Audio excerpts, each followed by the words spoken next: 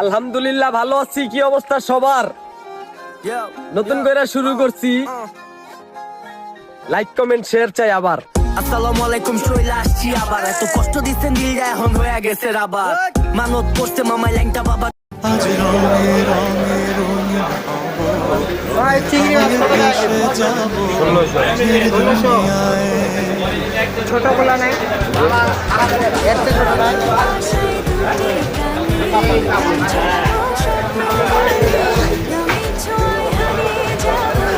আমার ছোট চিংড়ি মাছ করে পাওয়া যাবো নদীর গেল ভাই